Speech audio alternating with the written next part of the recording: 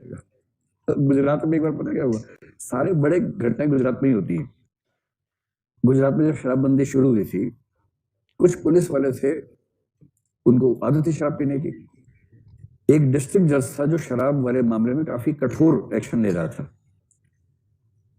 तो कुछ पुलिस वालों के खिलाफ उसने एक्शन लिया।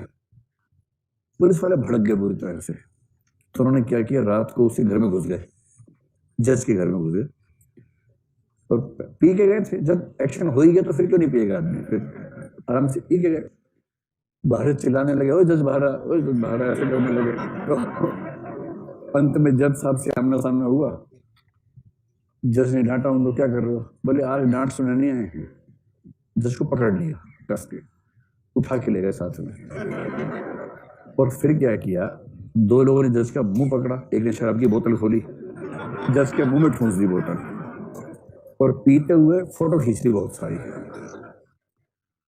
वो फोटो भेज दी मीडिया हाउसेस को, अखबारों को, और अखबारों ने सुबह वो फोटो छाप दी कि जज साहब खुद शराब पीते हैं और इतने इतने कड़े फैसले करते हैं इसके खिलाफ। ये केस हुआ था। अब हमारा सुप्रीम कोर्ट ये कहता है कि कंटेम्प्ट ऑफ कोर्ट का मामला सुप्रीम कोर्ट और हाई कोर्ट पे लागू होता है। लोअर कोर्ट्स के मामले में हमारे संविधान में लिखा नहीं है कि उनकी कंटेम्प्ट भी हो सकती है, लिखा नहीं है। मतलब इसका एक तर्क है कि इज्जत जिसकी होगी उसी की बेइज्जती होगी, लेकिन वो तर्क नहीं है, लिखना भूल गए हैं शायद। तो सुप्रीम कोर्ट ने क्या किया, उस मामले का सुवो मोटू कोग्निजेंस लिया।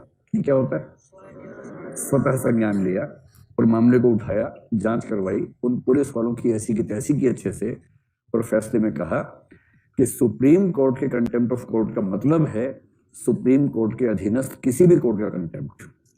चश्मा लगाया था उसने बोला, किसी भी अदालत की कंटेम्प्ट को सुप्रीम कोर्ट जुडिशरी की कंटेम्प्ट मान सकता है। और ये संविधान में लिखा है, जो दिखेगा नहीं लेकिन लिखा है, उसकी भावना समझो। ठीक है, तो ये ध्यान रखना है। हाँ बोलो भाई, बोलो। हाँ हाँ, नहीं ऐसी डिमांड आप नहीं कर सकते। मतलब इस पे झगड़ा हो जाएगा ठीक ठाक। ये कह रहे हैं कि जिस राज्य में शराबबंदी लागू है, क्या हम एक चिट्ठी लिख के कह सकते हैं कि जितने अधिकारी हैं उनका ब्लड टेस्ट करवा के देखा जाए कि शराब पीते कि नहीं पीते हैं? मतलब बहुत आसान नहीं होगा।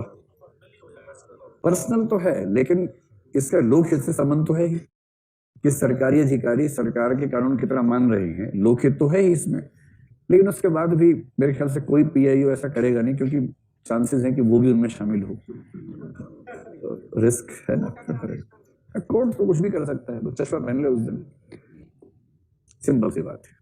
आपकी पर्सनल लाइफ के बारे में जो सूचना लोकसभा मंगवा सकती है भारत सरकार से, वो सूचना कोई नागरिक भी मंगवा सकता है। देखो, लोकसभा से ऊपर है पुलिस। पुलिस हमारे बारे में कोई भी सूचना पता कर सकती है, पुलिस के लिए बहुत आसान काम होता है। पर इतना आसान है, पुलिस का छोटा सा अधिकारी, एसएचओ रैंक का अधिकारी, अगर किसी मोबाइल कंपनी को फोन करके बोले कि भाई इस मोबाइल नंबर का मुझे चाहिए, क्या चाहिए, सीडीआर चाहिए, तो सीडीआर मिल जाता है। ये प्रैक्टिस, नॉर्मल प्रैक्टिस ये होती है। कानूनी प्रावधान पता नहीं क्या है इस मामले में। और सीडीआर का मतलब समझ रहे हैं? आपने कब कब किस किस नंबर पे फोन किया, कितने सेकंड बाद की, कब कब किसी व्यक्ति ने आपको फोन किया, कितने सेकंड बाद की, किस नंबर से एसएमएस आया, किस नंबर पे एसएमएस गया, कब आया। इसके अलावा क्योंकि फोन जो सेल फोन है ना, वो तो हमेशा सेलुलर नेटवर्क पे काम करता है। ये सूचना भी मिल जाती है कि ये फोन किस समय किस क्षेत्र में था। लगभग 10-20 मीटर की एक्यूरेसी के साथ इंफॉर्मेशन मिल जाती है। और ये पुलिस का छोटा सा अफसर किसी के बारे में भी सूचना हासिल कर सकता है, इसमें उसको ढेले भर की दिक्कत नहीं है, इतना आसान है। और अगर पुलिस ये मान ले कि आप या हम या कि कोई भी व्यक्ति किसी खास केस में शामिल हो सकता है, शक है पुलिस को, तो एडीजी रैंक का अधिकारी, एडीजी मतलब नेक्स्ट टू, मतलब आईजी से ऊपर, डीजी से नीचे, जो 22 साल से आईपीएस होता है उसको बोलते हैं एडीजी। एडीजी रैंक का अधिकारी ये आदेश दे सकता है कि इस व्यक्ति का फोन टेप किया जाए, रिकॉर्ड किया जाए। ये नियम है एडीजी का। व्यावहारिक तौर पर हो सकता है कि कुछ और भी चल जाता हो। इसका मतलब है कि सरकार हम में से किसी का फोन सुन सकती है। अब सोचो, आप किसी को फोन पे रिझाने में लगे, कोई और सुन रहा है उसको। अब सोचिए क्या बचा, आपने रिझाने के लिए सारे शेयर सुना दिए, वो सारे शेयर सरकार सुन रही है। और सरकार का शेयर नोट कर रहा है कि ये काम की बात तो मेरी, इसकी बातचीत में बाकी सब तो बेकार की बात कर रहा है। शेयर अच्छा सुनाता है लेकिन कुछ भी कहो, और उसने वही शेयर कहीं और यूज किया, वो सफल हो गया। चलिए